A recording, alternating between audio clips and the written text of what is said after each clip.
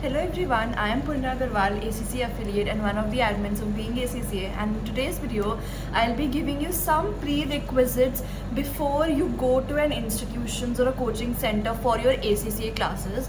So I have seen, actually, I'll give you a background why I'm making this video. I've seen so many students messaging us regarding the same, that they have been, they went to an institute and the institute provided them so many details, and then they said that take this package, and actually that package was so heavy on their pockets that they invested all their money in that and the institute did not provide right coaching, right guidance, they did not solve their doubts, all of these things, and due to that they felt like their money was just wasted and the institute is not returning the money back. So I'll not be taking any names over here for obvious reasons, but I'll just be telling you guys how can you be careful when you are investing your hard earned money, your parents hard earned money into an institution. So let's begin. I'll be providing you 4 to 5 pointers which you can see while before you invest your money. So firstly, whenever you are going to any institution, firstly do a proper background research yourself, research about the institute, research about the coaching, what tutors do they have, what number of classes do they give, what number of students do they have. So that will give you a brief idea what the institute is all about. And it's not, if they have so many students, or if they have good faculty, by good faculty I mean renowned faculty whom you have actually heard that they give good results, of students actually are telling you that this faculty is very good, or this tutor is very good for this subject. So do a proper background research about the institute that you are thinking of going. Second, when you go to the institute, ask them for a proper briefing about what their institute is all about, what are the services that they are going to provide you. This is very important, because I've seen so many students, they just see, okay, this is the amount, because they don't know, they are naive in this and they are new to this and they do not know that they have to ask all of these questions. But yes, you have to ask. So you can ask what are the scenario, is it an online class or offline class, is it recorded or live class if it is online, how many recorded or how many live classes will you guys be having, who will be solving my doubts. This is very important. I've seen so many students telling me ki tuition, so they provide okay, but they do not solve our doubts.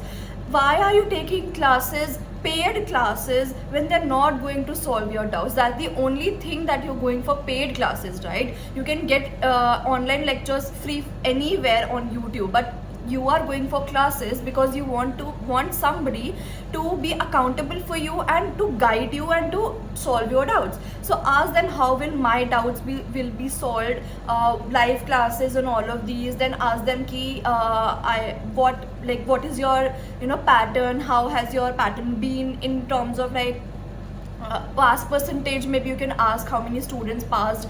These are all your rights, okay? These are all your rights before you invest your money in an institute.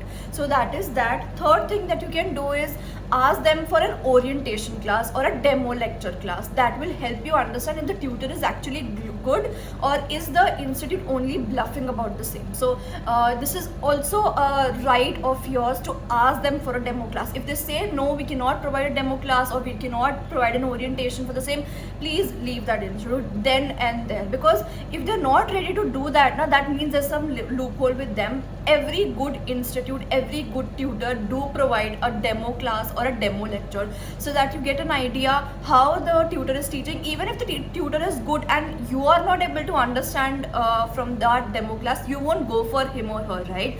So that is the basic logic. So this is the tip number 3 that you can ask them for. Tip number 4 is always read testimonials. This is again very important. By testimonials I mean, if it has a website, every institute has a website, and below the website they always have testimonials from the students who have maybe enrolled with them and passed, and then given the feedback. Basically that's like a feedback from the students who are actually in that institute or have studied from that institute, giving their feedbacks about the institute and their tutors and their administration. So that adds a lot of value to the testimonials that are there on the website. Read them. I would say वो तो you should read, but also if you know somebody who has done you have taken coachings from that institute, ask them also how their experience was. So this is also very important, because sometimes what happens is that on the website they have only put in like the positive feedbacks, but there are students who have suffered from the institute. So it is important that you also do research about that which all students actually took classes from that institute. You can search on LinkedIn, you can also message us, and if we have some recommendations of that institute, we can refer to you. If we have some students who took classes from that institute, maybe we can connect you to those students. So it is always better. You can also ask in some groups that you are in, ACCA groups that you are in, ask them how did you take classes from this institute, and then you can contact the person. If the person says yes, I did take the classes from this institute. So it is very important to have your, this is again a background research you're doing. So before you see, we as students are very naive at start when we start ACCA, I know that, but it is important that you think in a correct decision, you think in a correct manner, and make a right decision before you invest so much amount in one institute or a one coaching center. Now last tip I would like to give, which is very, very important, is do not take packages as a whole. Go paper by paper. I'll tell you the reason why, and I'll explain this thing briefly. So basically, there are some institutes, I think all of them would be there, like many of the institutes, they have packages. They have like a knowledge level package, they have a skill level package, they have a professional level package, and then they have like a full ACCA package. Now those, please do not engage in those packages, because see, you are a first time student there. How do you know that the tutor, supposedly you did a good background research and you found that the tutor for, let's suppose for FR is very good, okay? Now you thought that the institute is also very good, let's invest all our money for all the papers. So maybe the FR tutor is very good and the faculty is very, very good, but there's a possibility that AA ke liye the faculty is not good, or SBR ke liye the faculty is not good. So what are you going to do? You are going to just lose out your money, and maybe you fail also in that attempt. So that is the reason that I'm saying that always go paper by paper. Tell the institute, if for example, if the institute is good, everything is good, you did FR, you cleared it, and you actually found the faculty good, then next time you can enroll for AA.